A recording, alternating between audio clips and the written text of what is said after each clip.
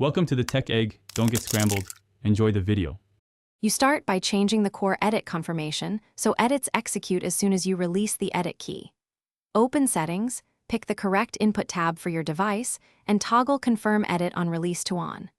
Once done, make sure turbo building is set the way you prefer if you use a controller, because building flow affects edit rhythm. These steps make edits register faster and reduce extra button presses, which is the whole point of an auto-edit style. Next, you rebind keys so the edit input is easy to press and release quickly. Ergonomics matter. Put Edit and Confirm Edit within the same hand range so release timing is natural.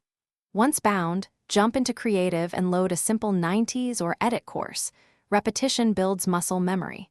While practicing, tweak input sensitivity and debounce times. Small changes matter. Make sure you replicate live game pacing while training, because performance under pressure is what reveals persistent issues. To finish, save your settings and run several edits in an actual match to verify consistency. If edits don't confirm automatically, first confirm your input method is detected correctly and no other keybind conflicts exist. Next, restart the game to clear transient input issues. If problems continue, temporarily rebind edit to a different key or button and test again. This isolates hardware mapping faults. One key troubleshooting tip: if edits feel delayed, lower input debounce or try a wired controller/keyboard connection.